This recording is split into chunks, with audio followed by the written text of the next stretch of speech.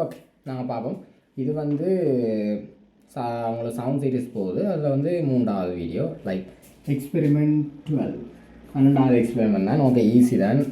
சுரமானி பெட்டி என்றதை நீங்கள் பார்த்துருந்தீங்கன்னா ஈஸி, அப்படி இல்லாட்டி பிரச்சனை இல்லை, செய்வோம். சுரமானி பெட்டியை பயன்படுத்தி என்னென்ன செய்கிறேன் என்ற மீனிங் தான், என்ற ப்ராக்டிக்கல் தான். எய்மை பார்ப்போம்.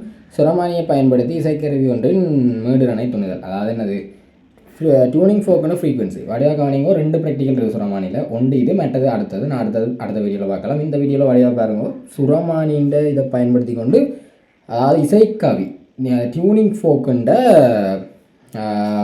ஃப்ரீக்வன்சியை இதுதான், அந்த determination of the frequency of tuning fork using sonometer. அதான் தான். ஓகே, நாங்கள் தேவையான பொருளை பார்த்தா முதல்ல சோனோமீட்டர், சுரமானி. அதண்டா என்னண்டா, அது ஒன்றும் இல்லைடா, ஒரு பெட்டியில் சும்மா ஸ்ட்ரிங் மாதிரி சும்மா ஒரு பெட்டி தான் வச்சுருப்பாங்களோ, அந்த பெட்டியில் வந்து நான் டியூனிங் ஃபோக்கை வச்சா அது அதிரும். அதை வச்சு நான் இதை செய்யலாம். அது என்னத்துக்கு அதை நீங்கள் அதை நாங்கள் வைக்கிறாங்கன்னா, அந்த அதிர்வை வந்து அக்குரேட்டாக அந்த என்ன சொல்கிறேன், எனர்ஜி லாஸ் வந்து குறைவாக இருக்குது. அந்த அதிர்வால் இழக்கப்படுற வேறு இடங்களில் வந்து நாங்கள் வச்சு செய்யல வந்து எனர்ஜி லாஸ் ஆகும். அந்த அதிர்வு வந்து கொஞ்சம் போகும். ஸோ 40% கூடும். சோனோமீட்டர் பெட்டியில் நீங்கள் வச்சிங்கண்டா அந்த எனர்ஜி லாஸ் வந்து குறைவாக இருக்கும். அதை நாங்கள் அதுக்கு என்ன செய்யலாம்னு பார்ப்போம். அடுத்தது மீடுடன் தெரியாத இசைக்கருவி, tuning fork with unknown frequency. மீடுடன் தெரியாத இசைக்கவி என்று கஷ்டம்தான்டா இசைக்கருவி. ஆனால் அது எடுக்கலாம். அது மீடுடன் தெரிஞ்சால் உங்களுக்கு அதை வச்சுக்கொண்டு கண்டுபிடிக்கலாம். பட் இந்த எக்ஸ்பெரிமெண்ட் சரியான கண்டுபிடிக்கலாம். பட் அவன் மீடுடன் தெரியாதுன்னு சொல்லியிருக்கான். ஓகே, அதுக்கு தான் தேவை. மற்றது 0.5 கிலோகிராம் வெயிட், அரை கிலோ கேட்டிருக்கான்னு. என்னது 6 வளம் மாதிரி கிராஃபுக்கு 6 வேணும். இல்லை 0.5 kgயில் தொடங்குவீங்க, அது அப்படியே போவீங்க அப்படின்னு 3 கிலோகிராம் மட்டும் உங்களுக்கு தேவைப்படும்.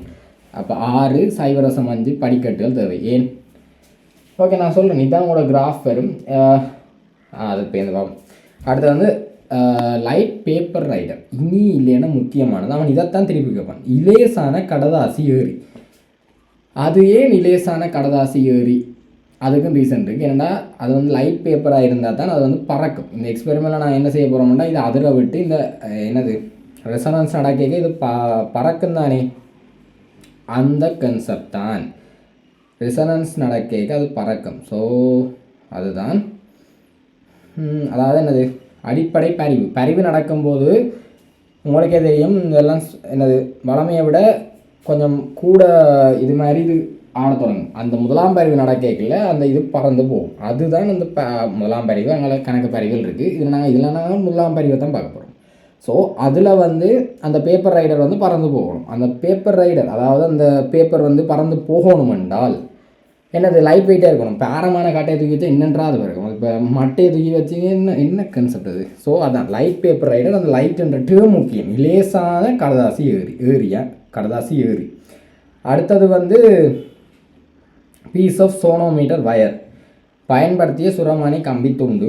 ஏன்னா அந்த சுரமானி கம்பி துண்டை தான் அவன் இதில் கட்ட போகிறான். அடுத்தது வந்து மீட்டர் கோல், முத்துலா தராசும் ட்ரிபிள் பீம் பேலன்ஸும் மீட்டர் கோலோடும். அது ஏனென்றால் மேசண்ட வெயிட் அளக்க போல பார்ப்போம்.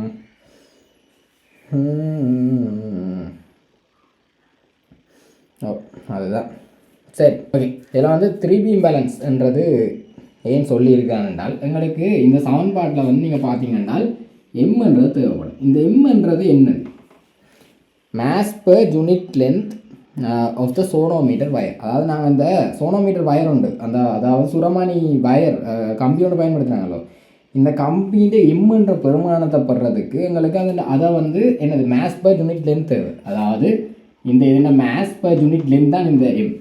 அப்போ என்னது, அந்த மேஸ் அளக்கிறதுக்கு நாங்கள் ட்ரிபிள் பீம் பேலன்ஸை வச்சு தான் அக்குரேட்டாக அளக்கலாம், செம்மையாக அளக்கலாம். ஸோ அந்த அது தேவை. அண்ட் அதோட எங்களுக்கு அந்த நீளம் லென்த் தேவை. அப்போ அதுன்ற வேல்யூ தான் இது. அதுக்கு தான் எங்களுக்கு மீட்டர் கோலும் தேவை, ட்ரிபிள் பீம் பேலன்ஸும் தேவை.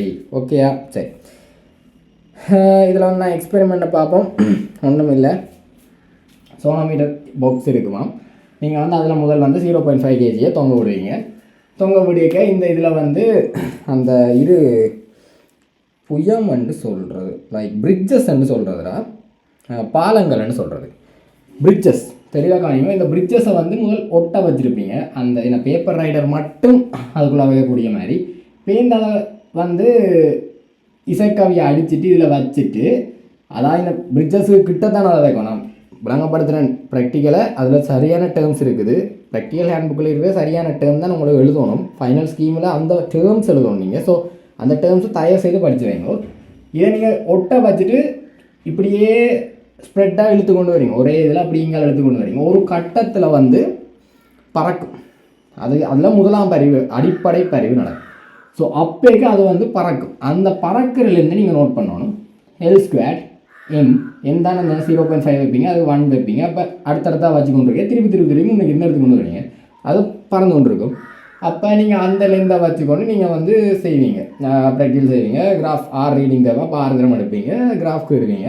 இதுதான் உங்களோட விஷயம். நான் உங்களுக்கு முக்கியமான பாயிண்ட் சொல்கிறேன். இதான் பேசிக் ப்ராக்டிக்கல். இதெல்லாம் சமன்பாடு விளங்கப்படுத்தி விடுறேன். உங்களுக்கு கன்செப்ட் தெரியும் தானே, அப்போ சமன்பாடை வச்சு சொல்லலாம். ஃப்ரீக்வன்சிக்கு இதான சமன்பாடு. இந்த T = mg, ஏன் இதான T, அப்போ T = கேபிட்டல் mg. ஸோ அந்த வெயிட் என்ன 0.5 × 10 வரும். அதை வச்சு நீங்கள் இங்கே தான் அது உங்களுக்கு தேவைப்படும். இதை நான் ஈக்குவேஷன் சுருக்கிறது சொல்கிறேன். அந்த எம்ஜியை போட்டு பிரதிக்கிட்டுருவீங்க. இந்த எம்ன்றது என்னென்ன நான் ஏற்கனவே பார்த்துட்டேன், maths per unit length. So நீங்கள் என்னது நான் ரூட்டுக்குள்ளே வச்சு நான் ஏற்கனவே சொல்லுவேன், ரூட்டுக்கு வச்சு கணக்கு செய்கிற கஷ்டம். ஸோ L² சமன்ற இதில் நீங்கள் y7 mxல் உங்களுக்கு இந்த கிராஃப் வரும். எம்ன்றது இதை வச்சுக்கொண்டு நீங்கள் கிரேடியன்ட் உங்களுக்கு தெரியும் என்னது, கிரேடியன்ட் g/4f²m பார்த்துடும். அப்போ இது இந்த ஃப்ரீக்வன்சி என்னது, f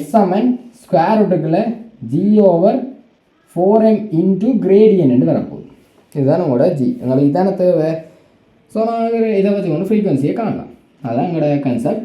ஸோ இதில் உங்களுக்கு தேவையான முக்கியமான பாயிண்ட்ஸ் நீங்களும் அந்த இதில் பாருங்கள். நான் சொல்லக்கூடியதில் சொல்லுவேன். அந்த ப்ராக்டிக்கல் ஹேண்ட் புக்கில் உங்களுக்கு என்னென்ன இருக்கோ அது கட்டாயம் தேவை.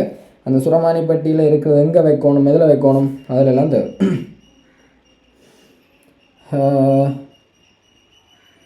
இந்த இசைக்கருவி இது, அதாவது நான் ஏற்கனவே சொல்லிட்டேன்டா, இந்த பாலங்களை வந்து ஸ்டார்ட்டில் வந்து கிட்ட வச்சுட்டு போய் இதை எடுத்துகிட்டு போகணும். இதுக்கு விளக்கம் இருக்குது. நீங்கள் தூர வச்சு எடுக்க இல்லாது. அப்போ அவன் கேட்பான் இங்கே இதில் வச்சு அங்கே எடுத்துகிட்டு போகணும். அது நீங்கள் கிட்ட வச்சுட்டு தான் எடுத்துகிட்டு போகணும். அதுக்கு அவன் தெளிவாக உங்களுக்கு வந்து உங்களோட ப்ராக்டிக்கல் ஹேண்ட் புக்கில் அந்த டேர்ம் சொல்லியிருக்கிறேன். நான் அதை வாசிக்கல, அதை வாசித்து அண்டர்லைன் பண்ணி அதை படிங்க. அது என்னத்துக்குன்னு சொல்கிறேன், என்னென்னா அடிப்படை பரிவை உறுதிப்படுத்துவார். சரியா, அது வந்து அடிப்படை பரிவில் தான் போகுதுன்றதை உறுதிப்படுத்துறது எங்களுக்கு தேவை. அதால் தான் நாம் வந்து என்னது முன்னுக்கு ஸ்டார்ட்ல அதில் வச்சுருப்பான். ஏனென்றால் அந்த 2ஆம் பரிவு 3ஆம் பரிவு நடந்தால் அது வந்து கஷ்டம். ஸோ அடிப்படை பரிவை உறுதிப்படுத்த தான் நான் அப்படி வச்சுருக்கிறேன். அடுத்தது வந்து இதில் உங்களுக்கு தேவை என்றால் அந்த டியூனிங் ஃபோக் இருக்குது தானே, இசைக்கருவி, அதை எங்கே வைக்கிறது, அது எங்கே வைக்கிறேன்டால் சோனோமீட்டர்ன்ற 2 அந்த பிரிட்ஜஸுக்கு, இப்போ 2 பிரிட்ஜ் இருக்க வேண்டும் வைங்கோ, இதில் வயர் இருக்கு வேண்டா, இந்த அதுக்கு பிரிட்ஜஸ்ன்ற நடுவில் வைக்கணுமாடா. ஆனால் அப்போ கேட்பீங்க நடுவில்ண்டா வயருங்க, அந்த வயருக்கு பக்கத்தில் அதில் வைக்கணும். ஏன் அதில் வைக்கணும், அதாவது இந்த நீங்கள் நார்மலாக பார்த்தீங்கன்னாடா இதில் 2 பிரிட்ஜஸ் இருக்கும், இதில் அந்த வயர் இருக்குன்னா அதுக்கு பக்கத்தில் முன்னுக்கும் பின்னுக்கும் அதுக்கு பக்கத்தில், அதாவது நீங்கள் என்னென்ன வைக்கணும் என்றால் இன் பிட்வீன் த பிரிட்ஜஸ் என்று வைக்கணும். அது ஏனென்றால் எனர்ஜி லாஸை குறைக்கிறதுக்கு தான். இப்போ நீ சோனோமீட்டர் பாக்ஸை நாங்கள் என்னத்துக்கு பயன்படுத்துகிறோம்னாலே எனது எனர்ஜி லாஸை குறைக்கிறது தான், சக்தி இழப்பை குறைப்பதுக்கு. அது ஏனென்றால் நீ அதில் வச்சா என்றால் அது அதிரும். அப்போ கூட தூரத்தில் வச்சா அது எப்படியும் குறையத்தானே போகுது. சவுண்டு படிச்சிருப்பீங்க, அந்த சவுண்டில் வந்து நாங்கள் ஏன் இங்கே கதைக்கிறது அங்கே போக குறையுது, அதிர்றது குறையுது. அதே மாதிரி இங்கேயும் அது எனர்ஜி லாஸ் ஆகுது. அப்போ இங்கேயும் அதிர்றது குறையும், எனர்ஜி லாஸ் ஆகும். அது சின்ன இதென்றாலும் ப்ராக்டிக்கலாக பாதிக்கும். ஸோ உங்களுக்கு அதுதான் முக்கியம். அதுக்காக தான் சோனோமீட்டர் இதுக்கு பக்கத்தில் நீங்கள் வைக்க வேண்டி வரப்போகுது. அது நாங்கள் ஒருக்கா நோட் பண்ணணும். எங்கே இன்பிட்வீன் த பிரிட்ஜஸ்ன்னு சொல்லணும். அதாவது 2 பாலங்களின் நடுவேண்டு போட்டால் சரி, அது வந்து உங்களுக்கு விளங்கணும். அந்த இதுக்கு கொஞ்சம் பக்கத்தில் வரும். அதுக்கு விளக்கம் வந்து எனர்ஜி மேக்ஸிமம் அவுட்புட் எங்களுக்கு தேவை. அதாவது எனர்ஜி லாஸை குறைச்சி எங்களுக்கு சரியான ஆக்குரேட் செம்மையான வேல்யூ எடுக்கிறதுக்கு தான் அது மீனிங். அடுத்தது வந்து அதில் நான் ஏற்கனவே சொன்ன அந்த உங்களுக்கு அந்த சின்ன கேப் பண்ணுறதுக்கு ரீசன் வந்து ஏற்கனவே சொல்லிட்டேன். அது வந்து உங்களுக்கு ஃபண்டமெண்டல் ரிசனன்ஸ் தேவை என்றால் அடிப்படை பரிவு தேவை என்றதுக்காகத்தான். மற்றது உங்களுக்கு தேவை என்றால் என்னென்றால் இதில் உங்களுக்கு இன்னொன்று முக்கியமாக தேவை என்னென்றால் இவ்வளோ தான் உங்களோட மெயினாக தேவையான ப்ராக்டிக்கல். ஓகே, அடுத்தது வந்து இதில் உங்களோட ப்ராக்டிக்கல் ஹேண்ட் புக்லேயே போட்டிருப்பாண்டா இதில் அந்த பேப்பர் ரைடர் மெத்தட் இல்லாமல் இன்னும் 2 மெத்தட் வச்சு சூஸ் பண்ணலாம். அந்த 2 மெத்தட் என்ன என்றால் செவி மடுத்து இசைவாக்கல், அதாவது டியூனிங் பை ஹியரிங். அது வந்து என்னது, நீங்கள் பேப்பர் ரைடர் மெத்தட் இல்லாமல் சத்தம் கூட கேட்கும் தானே, அப்போ அந்த சத்தத்தை வச்சுக்கொண்டு பேப்பர் ரைடரை விட சத்தம் பெருசாக கேட்கும், ரிசனன்ஸ் நடந்தால் பயிர் நட கேட்க சத்தம் கூடமாக கேட்கும். அது நடந்தால் நீங்கள் இது யூஸ் பண்ணலாம் என்ற கன்செப்ட் தான். அது வந்து எரர் கூடவாக இருக்கும், 40% என்னது அக்குரேசி குறைவாக இருக்கும். ஏனென்றால் உங்களுக்கே தெரியும்னா சவுண்ட் கேட்குறது எங்களுக்கு அவ்வளவு துல்லியமாக கேட்காதானே, அப்போ அக்குரேசி குறைவாக இருக்கும். அதெல்லாம் அந்த மாதிரி பெருசு தவிர்க்கணும். மற்றது டியூனிங் யூஸிங் பீட்ஸ் என்று போட்டிருக்கு. இசைக்கவையும் சுரமானி கம்பியையும் பாலங்களுக்கு இடையான பகுதியையும் ஒரே நேரத்தில் இசையை செய்து அடிப்பு கேட்கும் வரை அதை கண்டுபிடிக்க, அடிப்பை வச்சு கண்டுபிடிக்க நீங்கள் வாசித்தா தெரியும். அதுவும் உங்களுக்கு அவ்வளோத்துக்கண்டு இது இல்லை, எஃபெக்டிவ் இல்லை. இதுதான் சரியான எஃபெக்டிவ். அப்போ 3 மெத்தடை தந்துட்டு அவன் எதை நீங்கள் தெரிவு செய்யணும் ஏன்னு கேட்டான் என்றால் நீங்கள் சொல்லணும் துல்லியமான இதை பெறலாம், செம்மையான இதை பெறலாம், அப்படி நீங்கள் எழுதி கொடுக்கணும். ஒப்சர்வ் பண்ணுறது ஈஸி, அதெல்லாம் இதுதான் உங்களோட ப்ராக்டிக்கல். ஓகே, இதில் வந்து நீங்கள் முக்கியமாக இன்னொன்று பார்க்கலாம் என்னென்னால் டியூனிங் ஃபோக் இருக்குது தானே இசைக்கருவி. அந்த இசைக்கருவியின் ஃப்ரீக்குவன்சி வந்து குறைவாக நீங்கள் எடுக்கணும். ஏன்னா நீங்கள் இப்படி ஒரு தொடர்பு படிச்சிருப்பீங்க, எஃப் ப்ரப்போஸ் 1/L இல்லைன்ற ஒரு தொடர்பு படிச்சிருப்பீங்க. அந்த தொடர்பின் படி எங்களுக்கு வந்து என்னது லென்த் கூடினா எரர் குறையும். அப்போ நீங்கள் இதில் வந்து லென்த் கூட வரணுமென்றால் என்னது இந்த ஃப்ரீக்குவன்சி டியூனிங் ஃபோக்குன்ற ஃப்ரீக்குவன்சியை நீங்கள் வந்து கூட்டினா ஃப்ரீக்குவன்சியை வந்து நீங்கள் குறைச்சா இந்த லென்த் கூட போகுது. அப்போ நீங்கள் ஃப்ரீக்குவன்சியை குறைய இந்த லென்த் கூடும். அப்போ லென்த் கூடினா என்னது, அதை நாங்கள் அளக்கிறதுக்கான அந்த பெர்சன்டேஜ் சதவீத வலு குறைய போகுது. ஸோ அதால் நாங்கள் வந்து டியூனிங் ஃபோக்குன்ற ஃப்ரீக்குவன்சி குறைஞ்ச டியூனிங் ஃபோக்கை இசைக்கருவியை தான் நாங்கள் எடுக்கணும். அதுதான் முக்கியம். ஓகே, இவ்வளோ தான் உங்களோட ப்ராக்டிக்கல். ஓகே, இதில் முக்கியமாக இன்னொன்று என்னென்னா நீங்கள் வந்து ஏற்கனவே சொல்ல தேவையில்லை, பட் சொல்கிறேன்.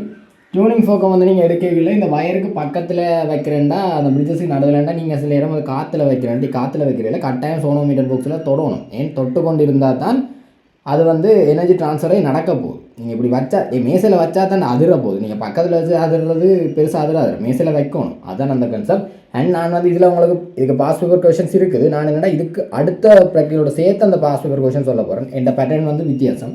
ஏன்னா நீங்கள் இதையும் செஞ்சு இதையும் படிச்சுட்டு அதையும் படிச்சுட்டு 2ஐயும் சேர்த்து வச்சு செஞ்சிட்டிங்கன்னா உங்களுக்கு வந்து இன்னும் கிளியராக இருக்கும். எதுக்கு யூஸ் பண்ணிட்டு கிளியராக இருக்கும். ஸோ இதில் நான் பாஸ்ட் பேப்பர் உங்களுக்கு சொல்லலை, நான் வந்து அடுத்த இதில் சேர்த்து சொல்கிறேன். இதுக்கு அடுத்த வீடியோ அடுத்த நாள் வரும். ஸோ அதை பார்த்துட்டு பாஸ்ட் பேப்பர் ஃபுல்லாக சொல்லுவேன். அதில் வந்து நீங்கள் செய்யுங்க. அப்படியே ப்ராக்டிஸ் வந்துடும் உங்களுக்கு. ஓகே, பாய்டா.